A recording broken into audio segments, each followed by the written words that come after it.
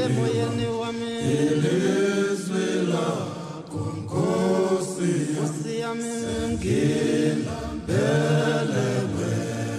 wena ungena ubuseki ihlanze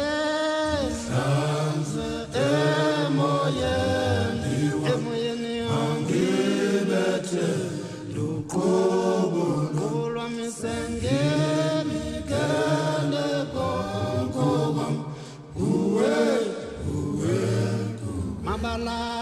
mabala onke Nkosi yami awungcoli sumoya wami zihlanze kubona.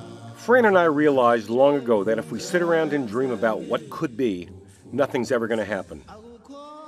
For dreams to turn into reality, one must get off their butt and just go for it. Africa has always been on our list of places to visit.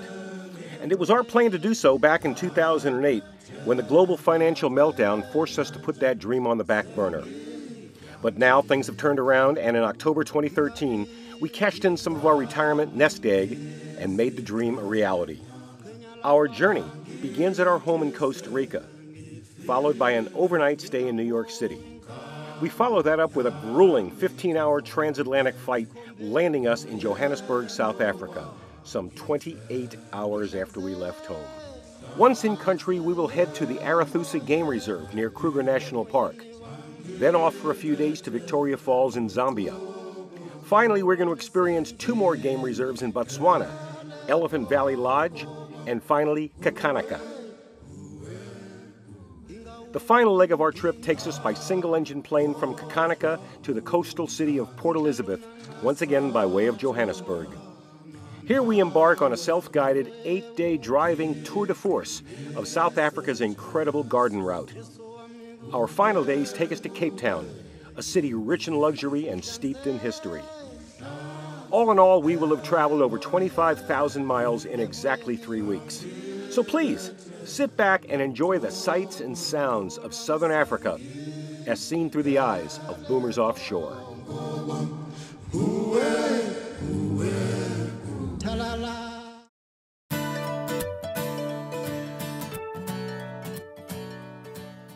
After months of planning, coupled with several postponements, Franny and I are off on our vacation of a lifetime, 3 weeks on safari in the heart of South Africa. Because we're going to be traveling within Africa by light plane, we were restricted to how much stuff we were allowed to bring with us. 20 kilos, or 44 pounds per person, was it, and that included all my electronics. Check it out, 2 small duffels and 2 backpacks. That's it for 3 weeks on the road. Well, good morning. I'm sure I look a little tired and a little frazzled right now. Not really as much frazzled as I think I'm just tired, and we're only halfway through the leg here. We are in JFK Airport waiting for our South African Air flight to Johannesburg. Long flight, 15 hours. I think I'll just sleep most of the time. I've got a couple books on tape, and Andy says they've got a bunch of movies we can watch. So the adventure is beginning. We're going to be doing our flight in the next hour. We'll check back on the plane, I'm sure.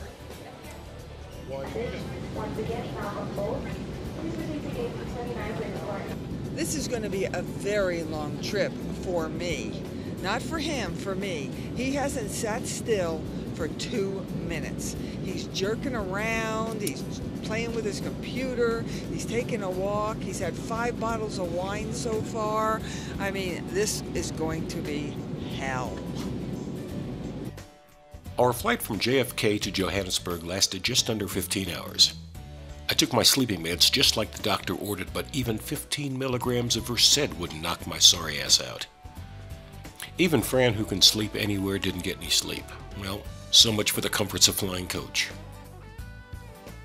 We arrived at our hotel about 9 a.m., but were told that our room would not be ready for about 4 hours. Okay, well, so much for early check-in. We had no choice other than to camp out on a shabby couch in the lobby. About 1 p.m. we finally got our room key, but by this time both of us were beginning to speak incoherently. We managed to grab a little shut-eye before heading out for some dinner. I thought we were in Johannesburg, South Africa. I think the plane took us to the wrong place. This place reminds me of Caesar's Palace in Las Vegas.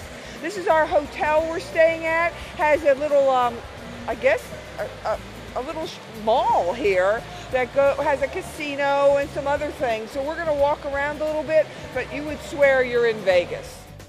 We're at the Tribes Restaurant right now in Johannesburg. Tribes Restaurant features authentic African game food.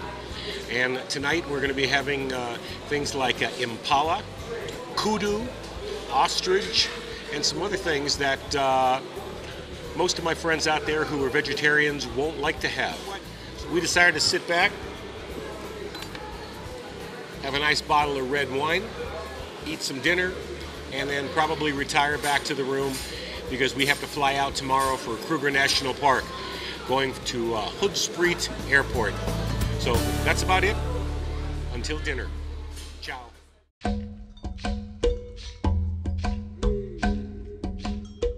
Good morning. Today is Monday morning. This is the morning where the adventure begins. Everything behind us was like recouping from a 15-hour flight, but today is the day. We're going to be heading off to the airport in another 15 minutes or so, catch a plane, and a small little commuter plane, and then we're going to be at the Kruger Park. This is so exciting. So safari time this afternoon.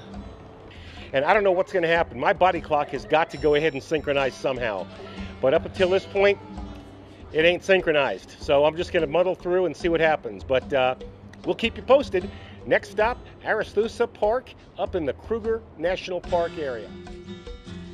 We arrived at the Johannesburg airport with plenty of time to spare. I was even able to enjoy a nice, relaxing cup of really good African coffee. After boarding our twin-engine commuter plane, Fran and I settled in for the short 65-minute trip north to the East Gate Airport, the official gateway to the Kruger National Park area.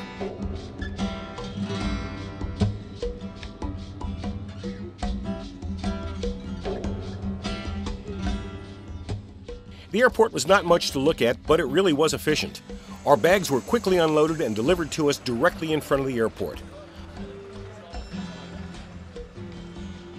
Our driver was waiting for us, and after collecting our bags, we set off for the 2-hour-plus overland drive to the Arathusa Lodge, deep in the Sabi Sands Game Reserve.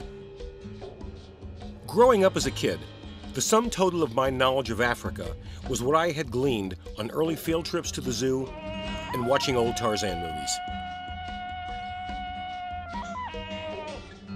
But now Fran and I have the chance to see and experience African life as it really is, up close and personal. The road trip was a fantastic introduction into our upcoming wildlife adventure. Our driver, who was also a licensed travel guide, began almost immediately telling us about the area, its people, and the local wildlife. He answered every question we threw at him, and even some of the ones that may be construed as a little politically sensitive. As the quality of our road turned from awesome to downright nasty, our guide kept apologizing for the roughness of the ride. But we told him, don't sweat it. We were from Costa Rica, and we know shitty roads firsthand. What made this trip so interesting is that you never know what lies around the next corner. Heck, it might even be a couple of zebras having a late afternoon snack. One thing did jump out at us during our drive. Poverty is rampant, and water is like gold, an extremely rare commodity. With much of the area undeveloped, the locals have to line up at the community water spigots located every couple of miles. Here, they'll fill their plastic jugs and cart them home, just to repeat the same process, day after day after day. Over the course of this vacation, we will be visiting 3 different game reserves, 1 in South Africa and 2 in Botswana. While each place offers essentially the same thing, each of the camps in their own right were different. While all game camps provided the same basic services, the only significant difference was in the degree to which these services were delivered. In every case, we found our choice of venues to be excellent and the staff that worked there extremely knowledgeable and attentive. And to that, we offer a huge tip of the hat to our tour planning company, Rhino Africa.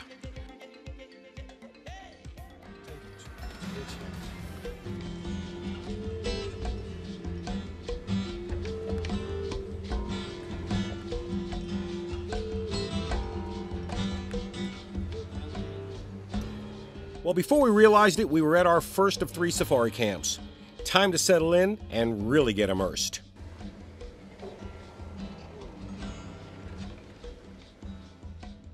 Good day, Andy. Welcome at Arathusa Safari Lodge. My name is Jacques.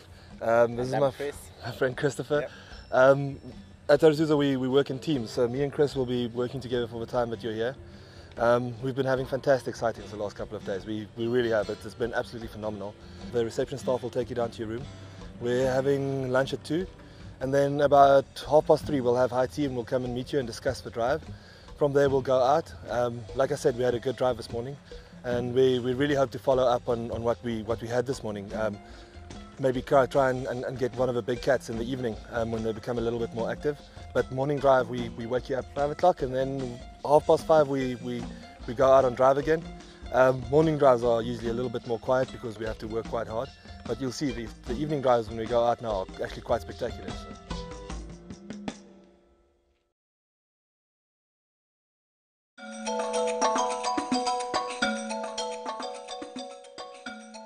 Arathusa is located in the northern region of South Africa, directly adjacent to Kruger National Park. Because Kruger has no fences, animals are free to roam between all adjacent game reserves, public and private. We spent 3 days at Arathusa and managed to get in 6 solid game drives. For the morning drives, we're awakened at 5 a.m., leaving us just enough time to brush our teeth, splash some water on our face, and suck down a fast cup of coffee. By 5:30, we were all loaded onto our Toyota Land Cruisers and heading out the gate. Of the 3 camps we visited, Arathusa was the only one that uses both a tracker and a guide. Trackers sit in special seats located in the front of the vehicle, just above the hood, and affords them maximum visibility. Through the use of simple hand and head gestures, trackers communicate instructions to the guide so as to know where certain animals have been and where they may be heading.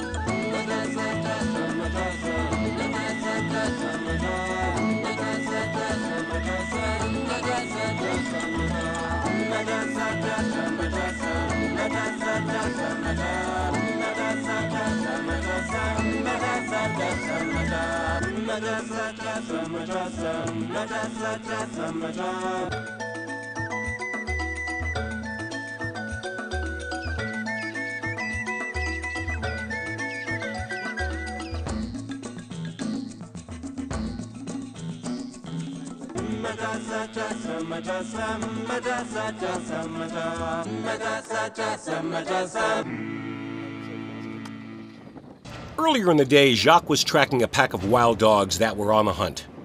The spotting of wild dogs is a very rare occurrence in the Sabi Sand. These animals, while similar in appearance to domestic dogs, are very different, just as is the North American wolf is different from the dogs we know. African wild dogs are a favorite target food for the lion and hyena, but the less than 6,000 animals that still remain have far more to fear from man than any other natural predator. Much to Jacques' surprise, we came across the same pack of dogs he was tracking in the morning. Apparently, they're still in search of food. We tracked these incredible hunters as they moved with seemingly military-style precision for nearly half an hour. Their search pattern began to widen, indicating that they may have spotted something.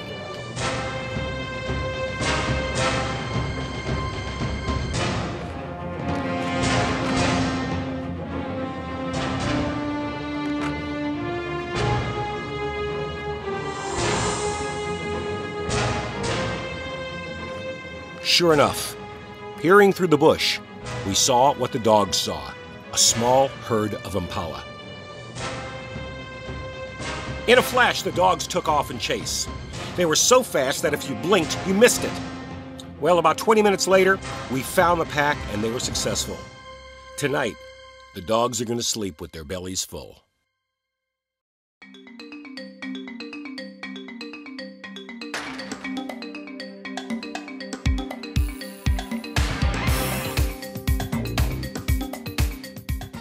As the sun began to set, the temperatures began to drop. By sunset, it was time to don our jackets once again. Tell me, how long have you been doing this? I've been trekking for 3 years and 8 months now. Oh, and does it ever get tiring, boring? No. Have you ever gone out and never seen anything? Yeah, we see only impalas. Like when it's raining, yeah, we see nothing. Oh, so then you're kind of bored or disappointed. Yeah, disappointed. But most of the time it's wonderful. Yeah, most of the time we see good things. Well, good. Yeah. We're having a great time. Thank you. This morning was amazing with these wild dogs. Just, it was incredible. It really was. And now today we saw elephants, we saw giraffes.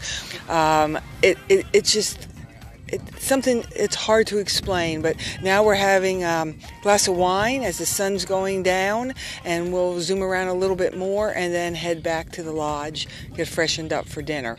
But man, they're feeding you all the time. I don't know if I need to eat again, but today has been another amazing day. On our first couple of game drives, it seems every time we spotted anything with 4 legs, we got totally stoked. It didn't matter what it was. Our heads were spinning back and forth so much I think we were beginning to suffer from a mild case of whiplash. Our first 3 days in the bush really opened our eyes to what Africa life is all about.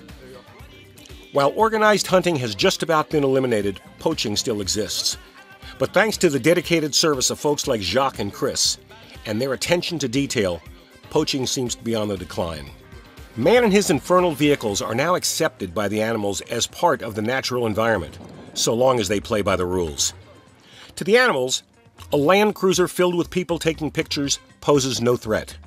But stand up in the vehicle, make loud noises, or worse, get out of the vehicle to get a better picture, and you will most likely wind up the main course for some animal's next meal.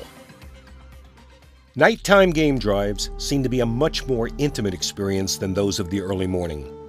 Combine the consummate darkness of a cloudless, moonless night with the light of a billion stars, and you have the perfect mixture for tracking wild animals. Our guide slowly maneuvers our vehicle over roads illuminated only by the high-intensity light beam aimed by our tracker.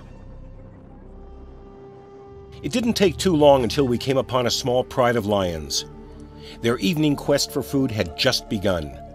Jacques was pointing out to us that Mama was most likely teaching her 2 young sons the art of hunting.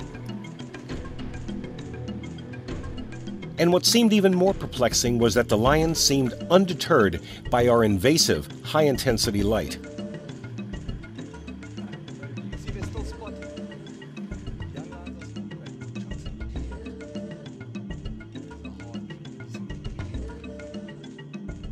We followed them for some time on their nocturnal quest, and then we learned that food was not the only thing on the minds of these massive predators. Well, the other females right here. Members of male and 2 female over here this morning.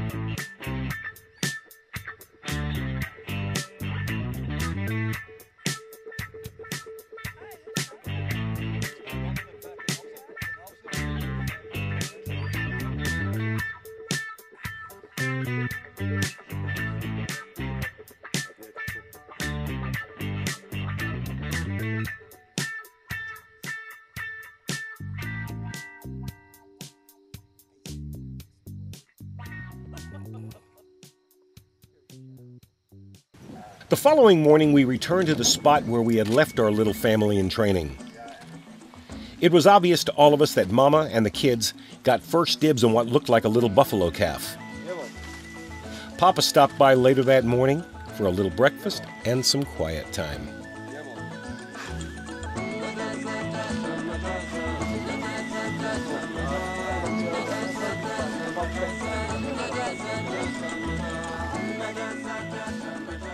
As Fran said earlier, the food seemed to be never ending. Not only was the quality of the food awesome, but so was the atmosphere. Before dinner, there were cocktails at the bar, where we reminisced about the day's excitement, only to be followed by some of the most incredible food, all focusing on local game. Since the Arethusa retreat was without barrier fences, an armed guide had to escort us back to our bungalow at night. You never know what might be lurking behind the next bush. Now it's time for a good night's sleep because we get to do this all over again tomorrow.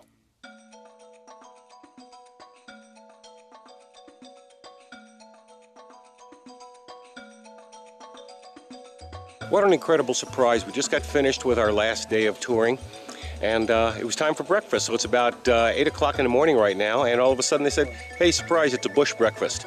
They went ahead and brought tables, chairs, all of our breakfast food and coffee, you name it, down here in the middle of the plains. So we're going to have a great bush breakfast before we go ahead and jump on our plane and get the heck out of here. This tastes really good. I don't know if it tastes good because I'm hungry or it tastes good because we're sitting out here. But it is really good.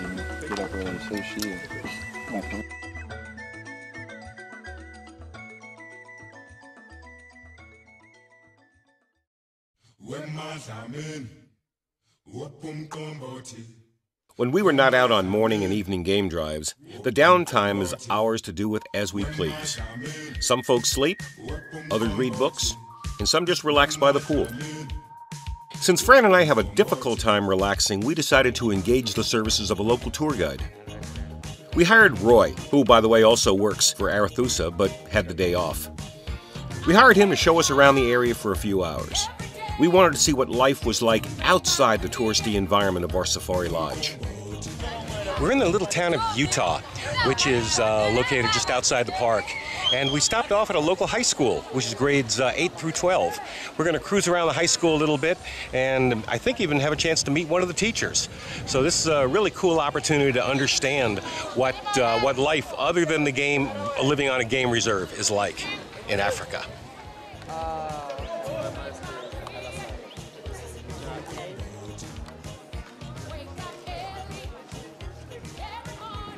By our standards, the school looked poor and substandard. There were no computers or any of the physical amenities our kids enjoy. But the kids were happy and getting a good basic education, even being taught how to grow their own food in an area that water is more scarce than gasoline.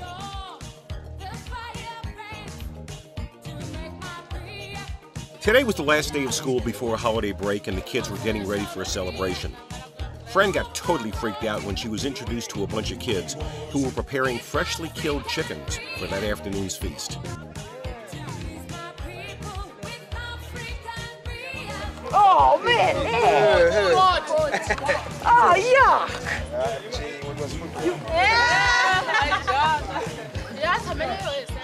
While the girls were knee-deep in dead chickens, the boys were doing what boys do, horsing around while the girls did all the work.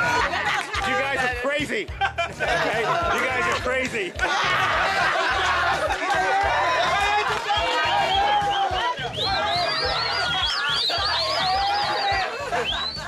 As we started to drive away from the school, Roy invited us to meet his wife and his kids at their home in the nearby village of Utah. How could we pass up that opportunity? The difference in culture is absolutely amazing. Roy, our driver, is now taking us over to his house, a house that it's taken him 7 years to build. It's incredible the process they go through. He buys the land and he builds a little bit at a time. He may build one room, then put a little bit of roof on there, come back again a few months later, or maybe even a year later after he's earned more money to go ahead and build onto the house. But what we're going to do right now is take a tour of Roy's house and have a chance to see what he's built over the last 7 years.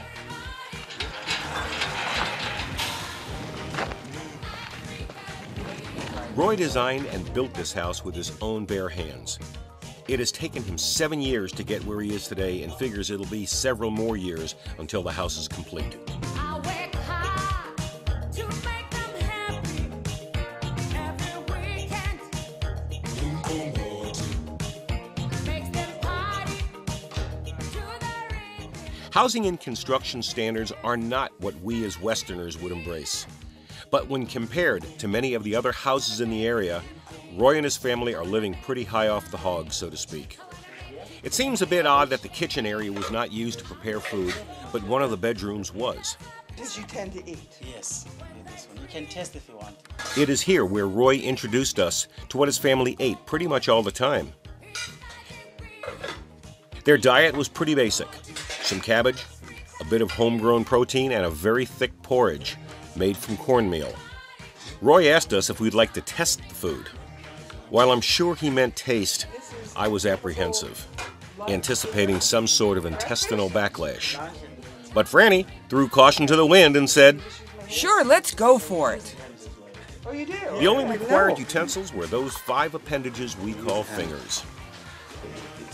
Oh, that's pretty good. You have to try it. Good. Pretty good. And this is just regular beef, right? Yes. Okay. So if you come here in January, February, you can drink a traditional Marula beers. That is very nice. Oh. Very, very nice. Must just ask Jack. As we continued on our room-to-room tour of the house, one thing became painfully obvious. There was no running water in the house. All the water that would be used for drinking and bathing was collected in plastic jugs from the community tap several hundred meters away and hand-carried to the house on a daily basis. It's a little bit sour, right? Little bit. Yes. But I noticed the hotel was a little sour too. Yes. Yeah. And as for the basics, you guessed it, a hole in the ground. I think we need one of those. I wouldn't have to yell at you for not flushing. But here's the paradox. While water had to be carted in from a half-mile away and toilet facilities required a trip to the backyard, satellites orbiting high above the Earth beamed down the latest in African entertainment. Before heading back to our local safari camp, we had to stop at a local bodega that was selling local art and cold beer. Since Fran is a sucker for jewelry and I was really thirsty, this was a win-win situation.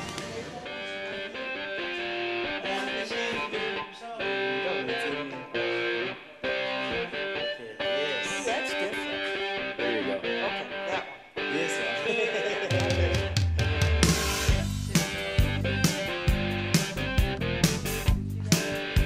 50, so that's 130 rand.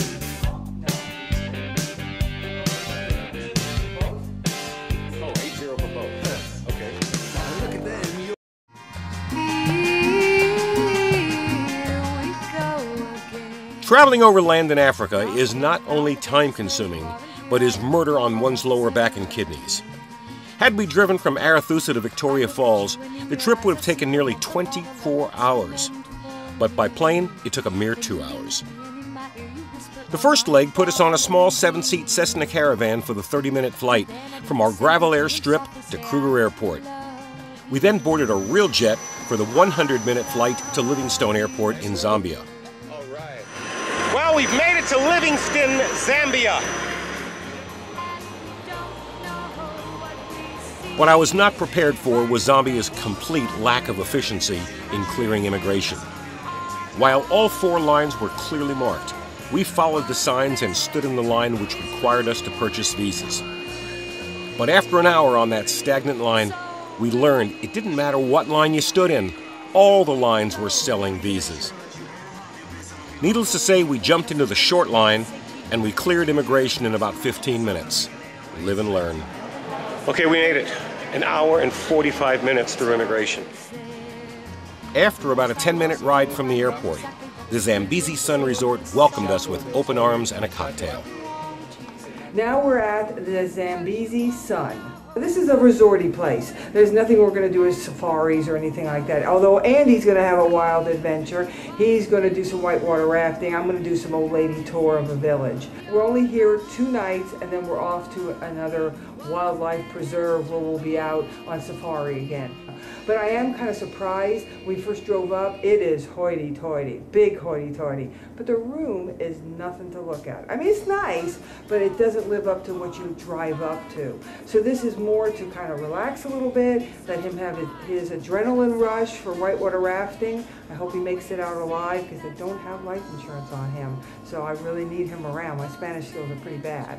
So, and then I'll do an old lady tour, and the next day we'll just, then we're out of here. I mean, it's going to be quick, quick, quick, quick. You can't visit southern Africa without seeing Victoria Falls, one of the original 7 natural wonders of the world. Its enormous single sheet of falling water creates clouds of mist that can be seen over 1,000 feet into the air and can be seen from 40 to 50 miles away. That's what I knew of Victoria Falls, and that's what I wanted to see. But unfortunately, I forgot about October and the dry season. So instead of seeing mega torrents of water cascading over the edge of the gorge, we saw this. Yeah, it was kind of a disappointment, but we soon got over it.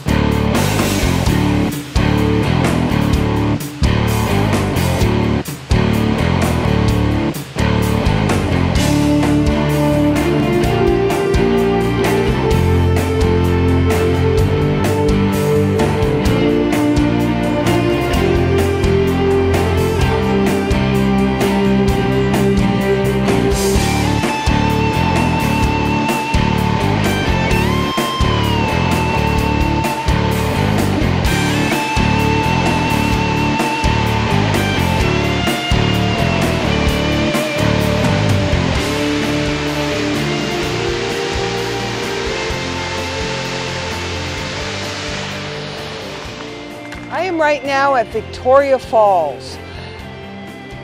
I could see how magnificent this place is during rainy season.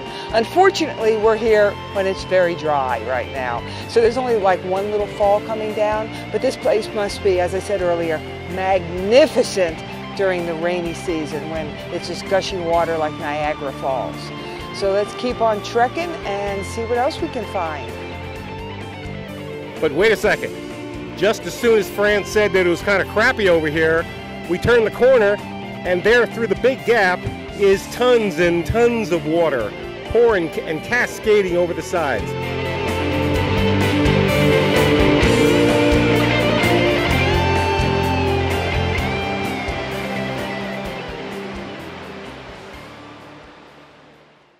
Having rafted some of the most challenging rivers in the United States, Canada, and Costa Rica, getting a chance to experience one of the top 3 rivers in the world was a chance I was not about to pass up. While Fran took off on her old lady tour of a local village, my plans were a bit more engaging. Today, I take on the massive torrents of the Great Zambezi River.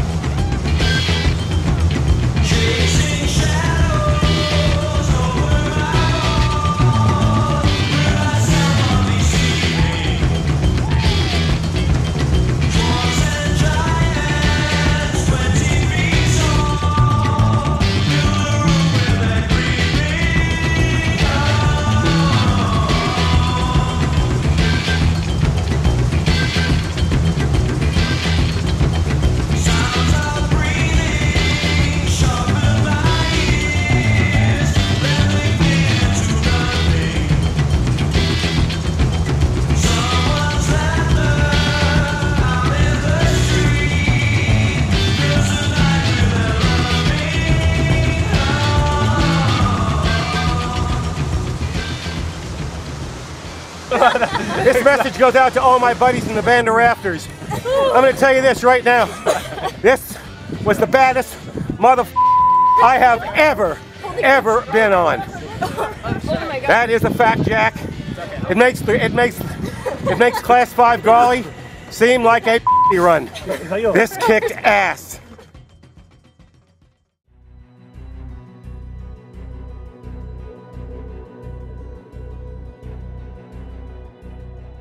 It's Sunday morning, October 13.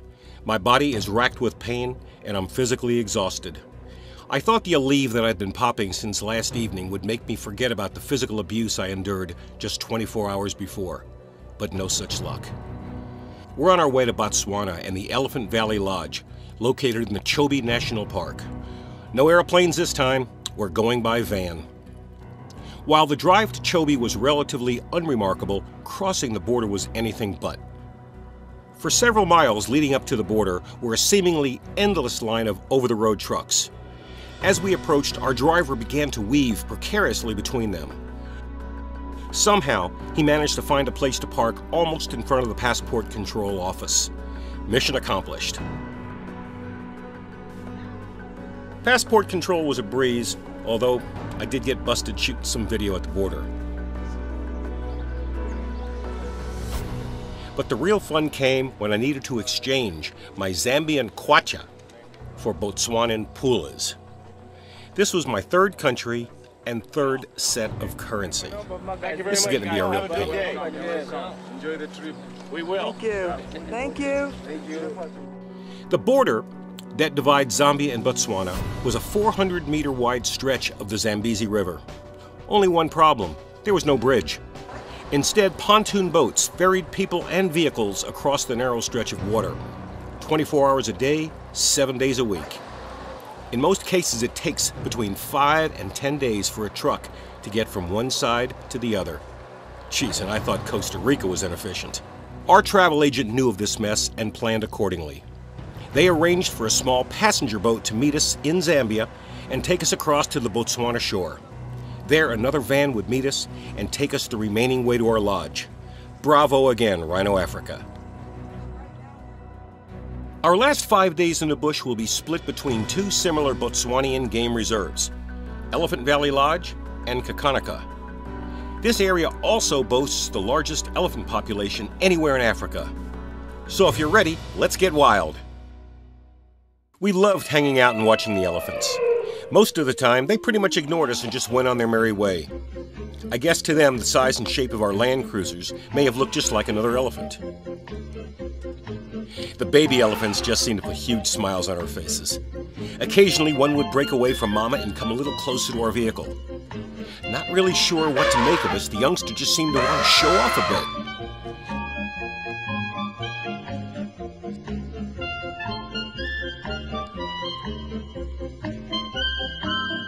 But Mama always kept a watchful eye, making sure that little Bambino did not become food for a hungry cat or a pack of hyenas.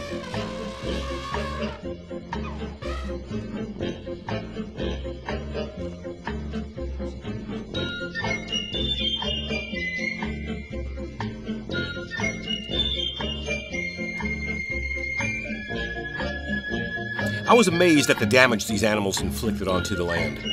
In their zeal to satisfy their ravenous appetites, a herd of elephant can enter an area and, using their huge heads, knock down trees so as to ravage the root system for food.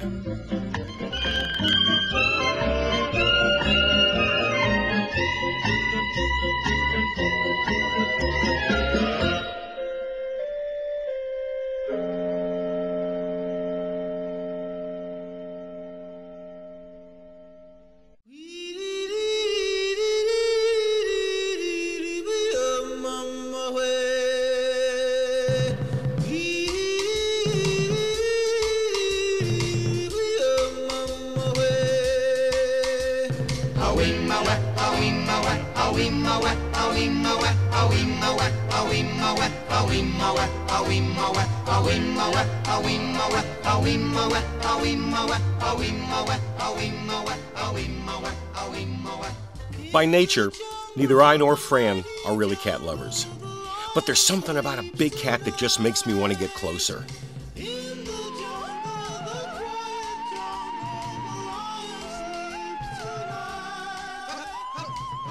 While they look so docile and lovable, I know that if I were to do something really stupid, I would probably become their next meal. And there's not a damn thing I could do about it.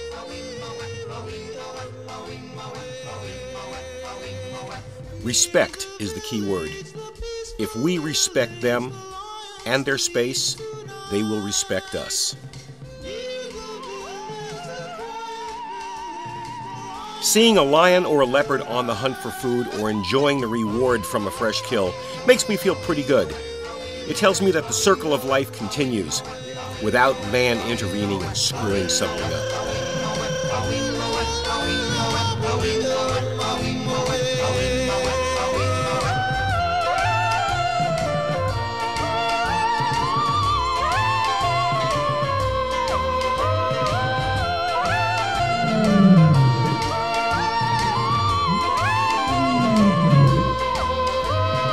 Hush, my darling, don't fear, my darling, the lion sleeps tonight. The 3 camps we visited all shared one thing in common. We were able to experience the opportunity of a lifetime and see these beautiful animals living the way nature had intended. I don't think I can ever visit a zoo again, nor will I ever take my grandkids to visit a zoo. For me, zoos are nothing more than animal prisons.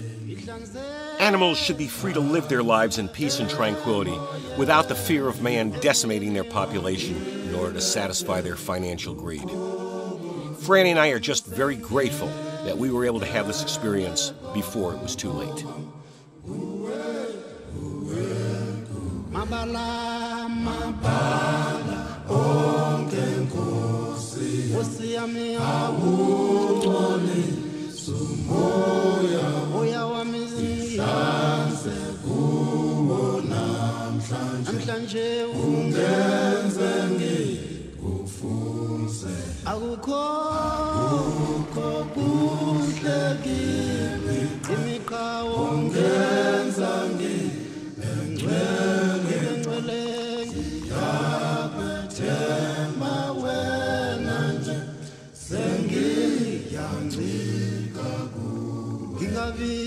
Ngingabi ngiziqhenya, qhenya lapha ngithi sengifile, inkambo yami ikhombe kuyena owangifela, ihlanze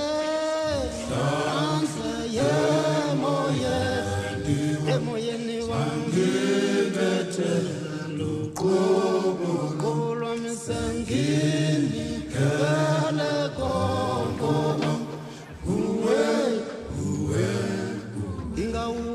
ngingawukhohlwa umhlalo nangasatholana nawe ungiqinise Jesu wami kube. If you think that this vacation is over, you better think again. With our bush memories now behind us, Franny and I are headed over to the Indian Ocean coast, where we're going to be renting a car and cruising the garden route.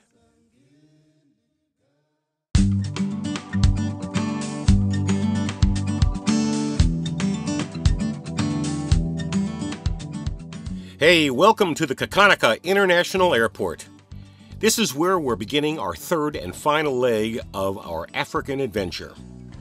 We're just waiting on our shuttle plane to arrive, which hopefully will take us from this godforsaken excuse of an airport to Port Elizabeth, South Africa, a coastal city on the Indian Ocean. Today is really going to suck, but tonight we're going to be sleeping on top of 600-count Egyptian cotton sheets in an upscale bed and breakfast with air conditioning and a well-stocked minibar. Now that's what I call pura vida. Well, welcome. Come and see our place that we're just staying one night in Port Elizabeth. It is wow. After being in the bush for 2 weeks now, look where we get to stay. I'm feeling really special.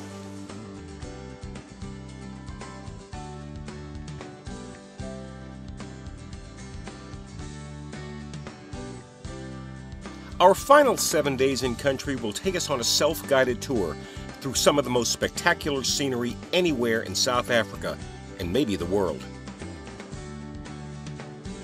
Our journey will take us from Port Elizabeth, south, down the Indian Ocean coast to the town of Knysna.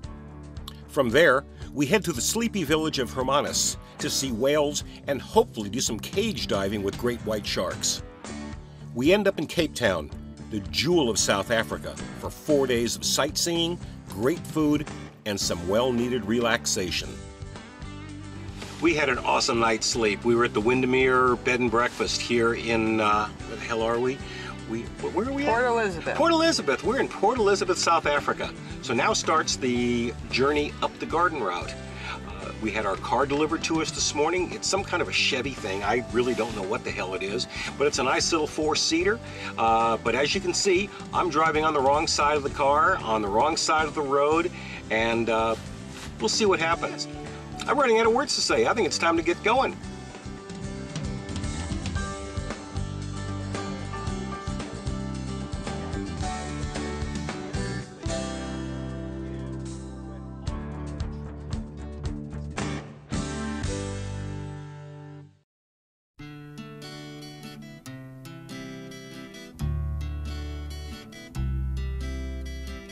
Back in the mid-60s, surfer and filmmaker Bruce Brown made one of the greatest surfing movies of all time called The Endless Summer.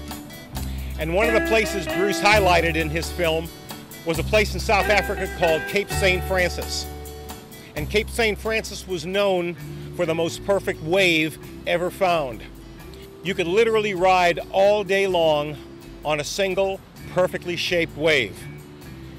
Well, I was a kid at that time, growing up in South Florida, and surfing was my life. I just loved it, and I did everything I could to go ahead and live that lifestyle. But here I am, 63 years old, too old and too fat to surf, and now I finally realized my dream, and I am now at Cape St. Francis, South Africa, at the exact point where Bruce Brown filmed part of The Endless Summer. But I've noticed one thing. All the pristine surroundings that Bruce filmed way back then, it's all changed. It's now become rental houses and houses for ownership. The wave structure over here, the break has changed. So no longer is Cape St. Francis the perfect wave. It's got some nice waves to ride.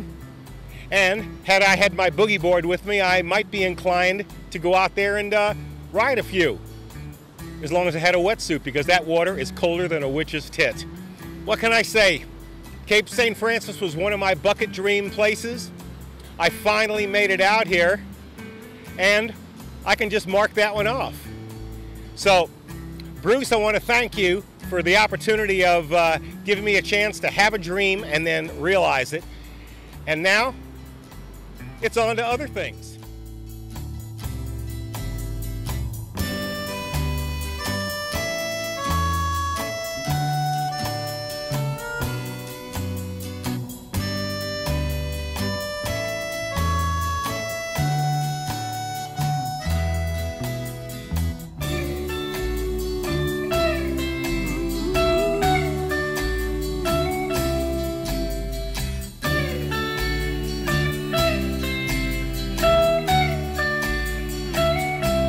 Again, Andy Brown with Boomers Offshore at Cape St. Francis, South Africa.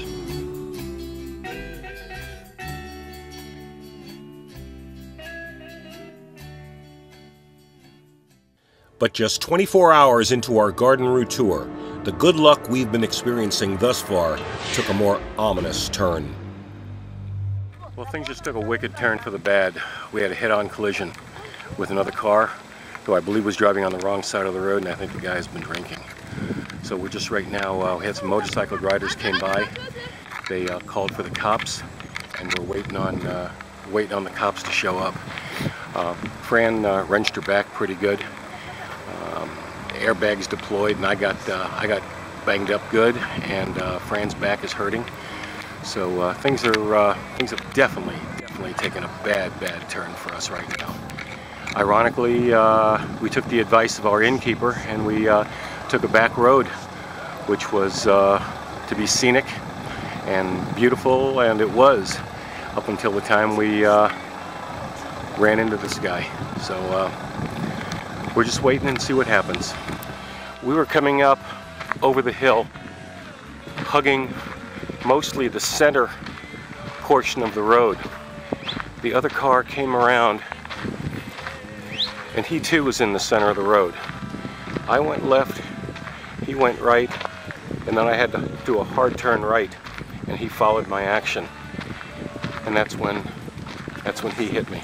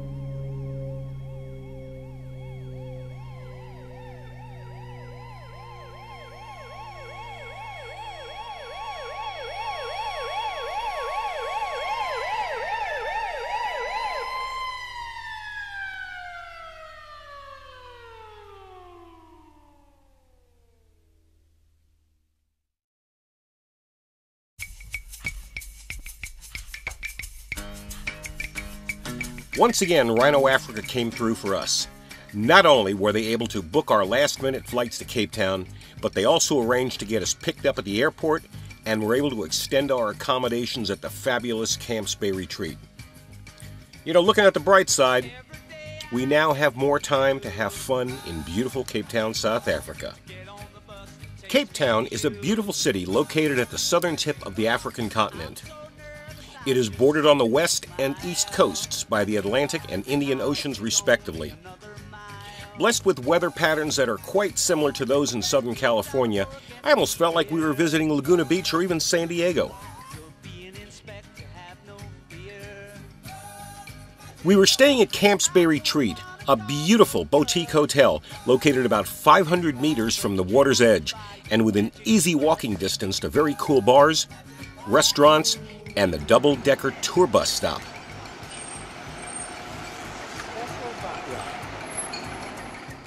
Since we were now without wheels, we relied on city sightseeing of Cape Town to be our main source of transportation.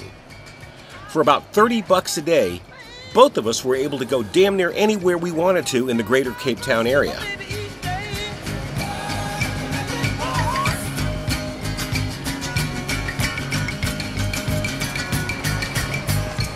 I want it, I want it, I want it, I want it, I want it, I want it, I want it, I want it, I want it, I want it. Broken 10 sixpence every day,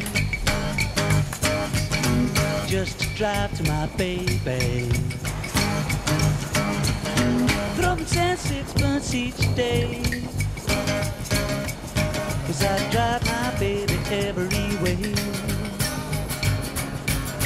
Magic Horse, Magic Horse, Magic Horse, Magic Horse. Well, the Red Line bus seems to be doing quite well for us. We're having a great chance to go ahead and look at some of the sights here around Cape Town. But in the interim, we're looking for a nice place to kick back, have a couple of glasses of nice white wine, maybe some dinner in a couple of hours, and just walk around and see the sights in downtown Cape Town.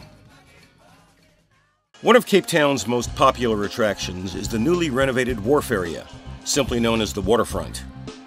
It is home to many restaurants, bars, museums, and is the jumping-off point for all the major tours in and around the Cape Town area.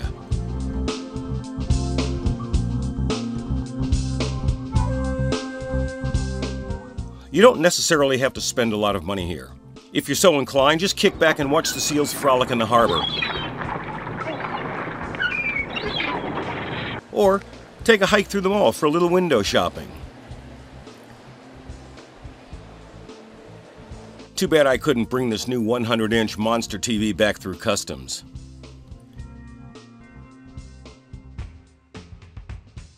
And what better way to celebrate a day of nothingness than to kick back with a great bottle of South African wine. Pura Vida in South Africa. Cape Town has closed many of its once traffic-congested streets and designated them as pedestrian-only walkways. Not only has it reduced congestion, but business has skyrocketed as a result. Vendors from across all of South Africa now come here and set up shop. While we were riding around on the red bus, we saw this little shopping area. Now this is my kind of shopping. I really like this little local kind of, probably junk store stuff, but let's go check out what's over there. This is my kind of shopping.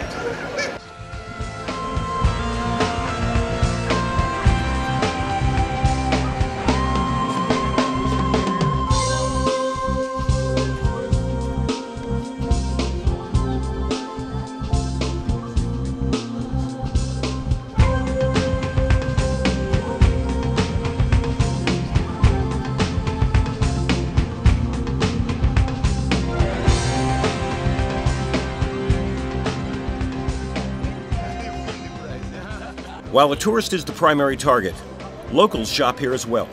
The bargains are plentiful and the quality is top-notch. Fran scored several pair of beautiful handmade earrings, while I came home with an incredible handcrafted teak box. There were three places we absolutely, positively had to go while we were in Cape Town. The first on our list was Robben Island, the prison that was home to Nelson Mandela for over 20 years. Next was Table Mountain, the iconic mountain plateau that overlooks Cape Town.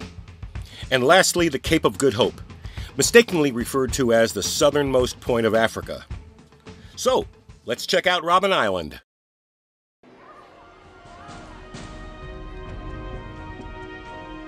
I'm on the ferry right now out to Robben Island.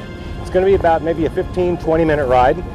Temperatures are feeling pretty nice, maybe in the high 60s, low 70s right now, and the wind's starting to kick up just a little bit.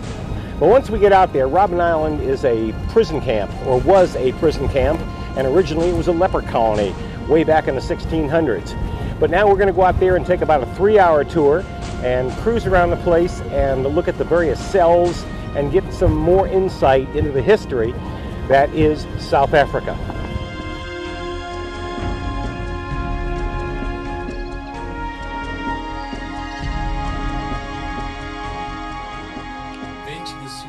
Never did they return, but that's where the name comes from. But Otjiwato became the first recorded prisoner to Robben Island. Now the thinking was, they were indigenous clan of the Cape, they're not seafaring. If they're here, they don't need to look after them.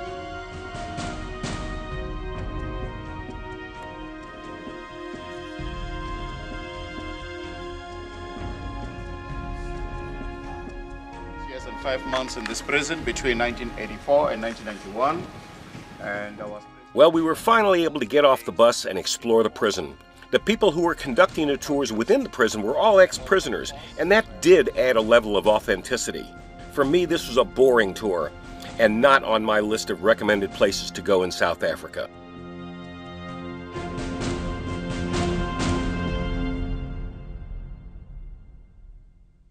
Okay, so Robben Island did not really float our boat when it came to interesting tourist attractions. But Table Mountain, that's a different story. No matter where you are in the greater Cape Town area, you can see Table Mountain, the iconic flat-top mesa that looms over Africa's southern tip. There are two ways to get to the top of Table Mountain. Those who are physically fit and like to endure bodily torture can take the 2-hour-plus hike up any of the well-marked public trails to the summit.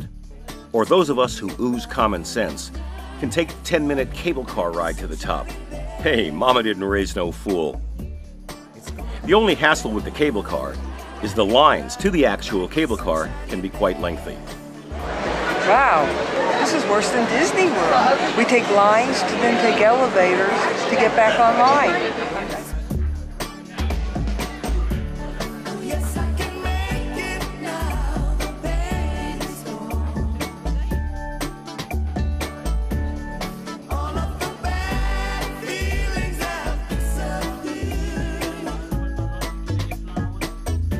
Here on a beautiful, beautiful morning. This is our last morning in Africa, and we couldn't ask for a prettier morning.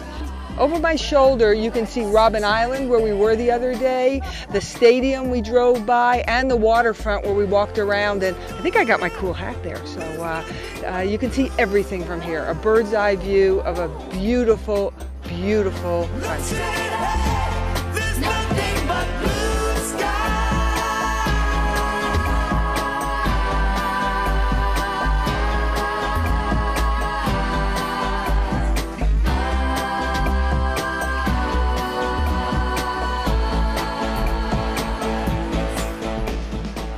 Having stood about an hour in line, waiting to get a ride to the top of Table Mountain, and then spending a little over an hour and 20 minutes up on top, walking around, taking all kinds of video, I think it's time to go ahead and check this thing off as a been there, done that experience. Anybody coming to South Africa, especially Cape Town, you've really got to go ahead and make an effort to come up here because the views are simply spectacular. It's a lot of fun, it's an easy walk, and there's not that many steps, so it's a cool thing to do. So that's it. Andy Brown, Boomers Offshore, coming to you from Table Mountain, South Africa.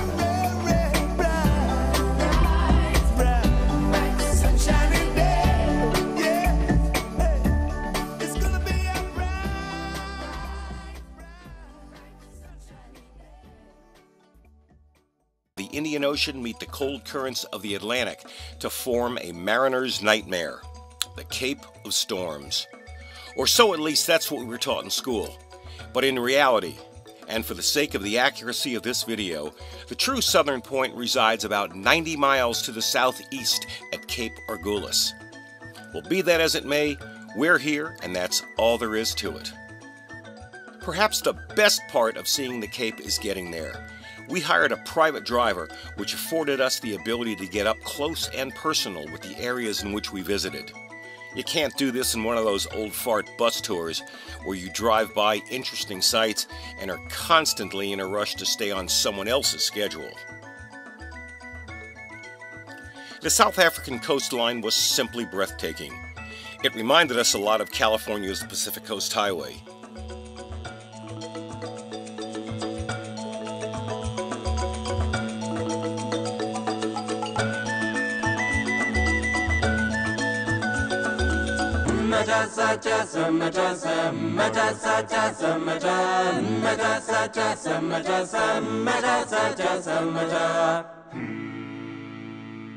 But instead of the cars causing traffic slowdowns, for us it was the wildlife.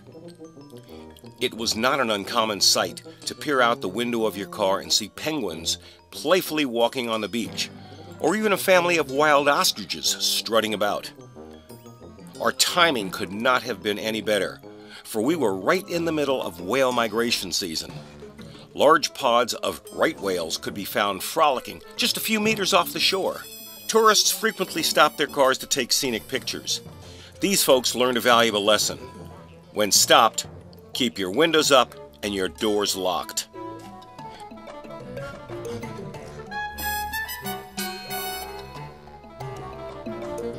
The South African baboon, although cute and cuddly, can, and without warning, invade your space and cause bodily injury.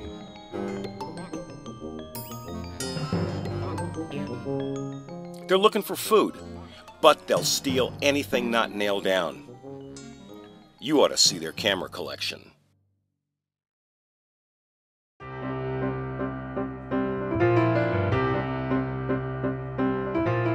Once we cleared the visitor center, it was still another 7 or 8 miles until we hit the Cape of Good Hope.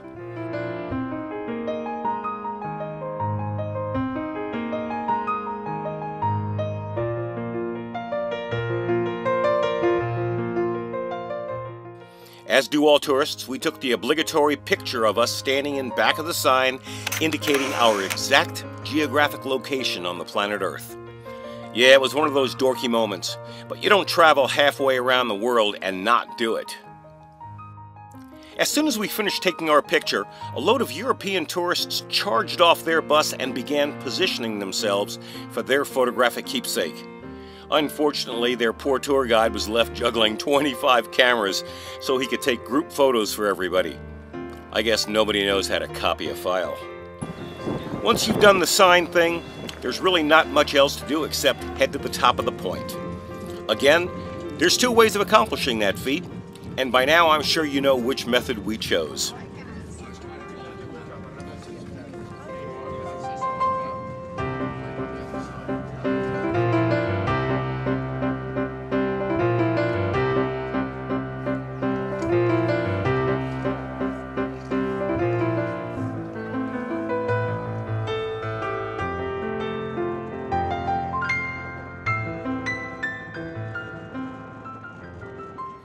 After a couple hundred steps, we finally made it up to the Cape Point Lighthouse.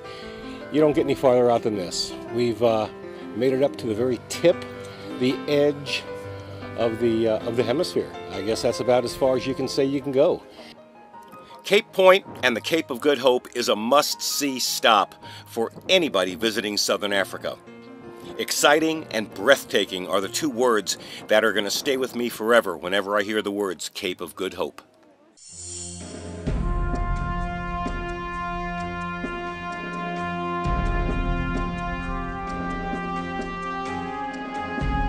Today, visitors to Cape Town enjoy a clean, well-functioning, modern metropolis.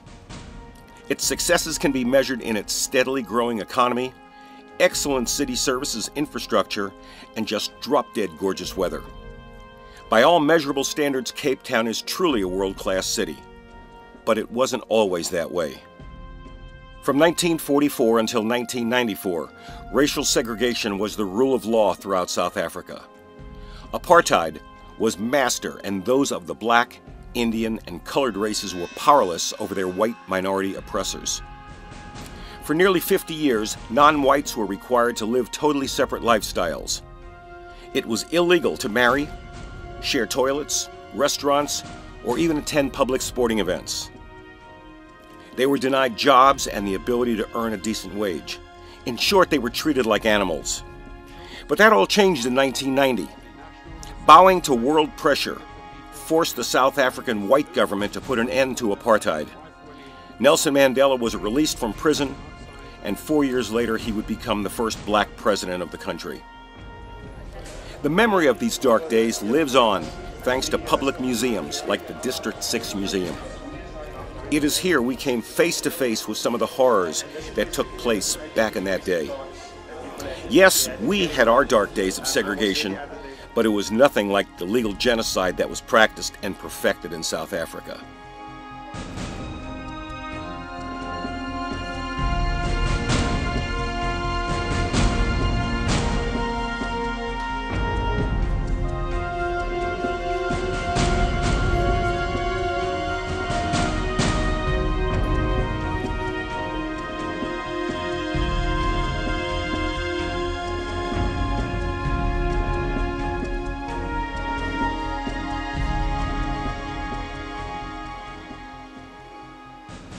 And in the 23 years since apartheid ended, life for non-whites has improved exponentially.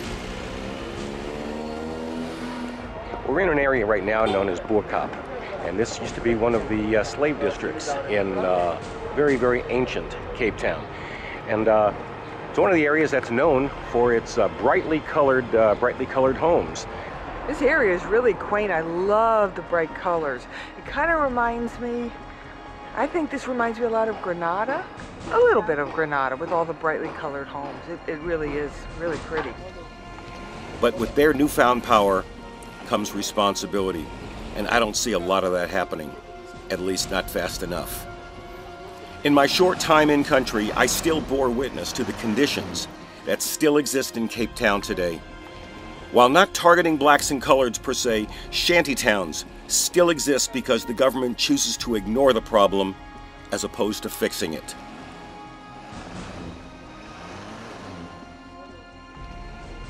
But for all of the government's failures, a few successes managed to eke through. Witness Langa Township, the oldest and largest of all of South Africa's black townships.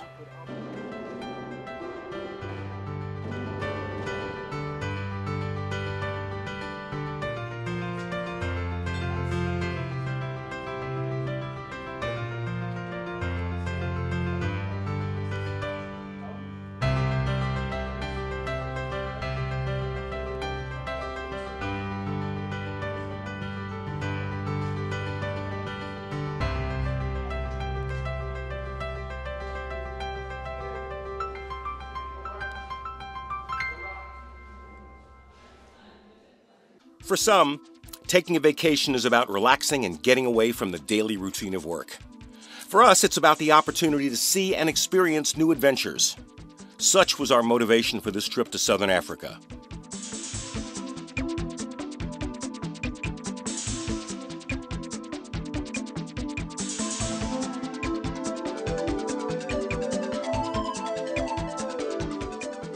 It's almost impossible for me to put into words my feelings when I found myself within an arm's length of a giant bull elephant or a lion devouring its most recent kill.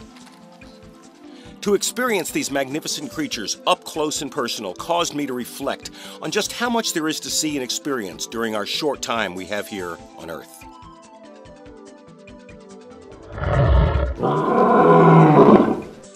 We seem to take for granted so many things, like the simple act of getting a glass of fresh, clean water when you turn on a faucet, or just flushing a toilet. It's the little things we seem to forget about. This vacation was an eye-opening, yet humbling experience for me and Fran, one that we will relive for the remainder of our lives. We hope that you enjoyed watching this video as much as we enjoyed making it. We're not sure where our next adventure is going to take us, but for certain, it will be a place that's going to break new ground for us. This has been Andy Brown with Boomers Offshore saying thanks and pura vida.